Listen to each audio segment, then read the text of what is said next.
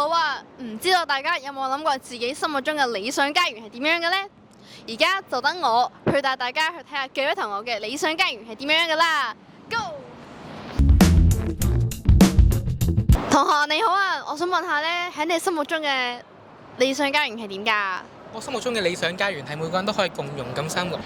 我心目中嘅理想家園呢，首先第一樣啦，我覺得最重要係安全。我嘅心目中嘅理想家園係大家互相幫助、互相扶持啦，一齊進步、一齊成長。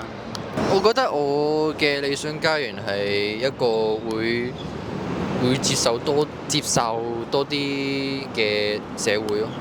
喺我心目中嘅理想家園呢，就係一個共融啦同埋和平嘅社會。你覺得點樣嘅共同生活係為之理想呢？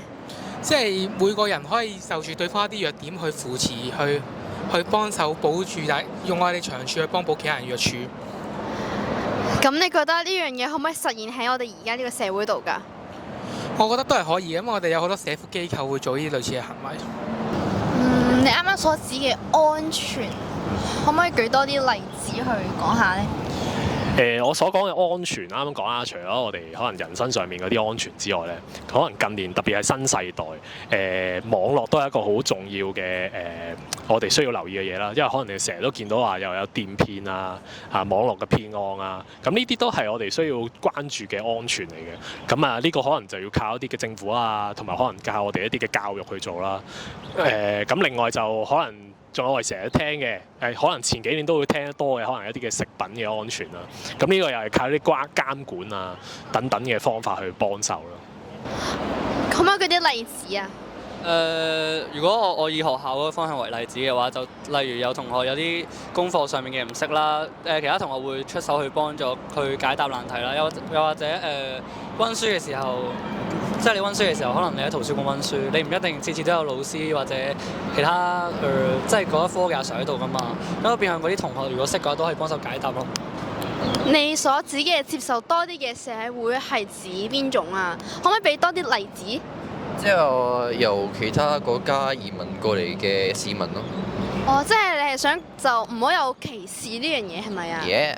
哦，係嘅，而家報道新聞上都有講到好多，例如有外國啊、內地，包括埋就算係男女之間都有存在性別歧視。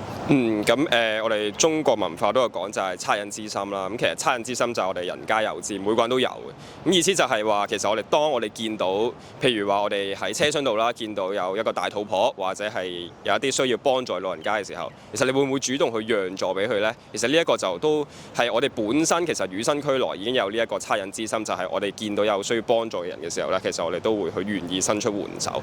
咁所以我覺得喺呢個社會上邊咧，其實會有好多唔同嘅聲音，可能有一啲係作惡嘅，或者係反對你嘅聲音。咁但係首先我哋要做嘅就係做好自己。經過頭先咁多段嘅採訪，我都已經得出咗自己心目中嘅理想家園係點樣樣啦。而我心目中嘅理想家園係充滿住包容、尊重、團結嘅地方。唔知道大家係咪都已經諗好咗自己心目中嘅理想家園呢？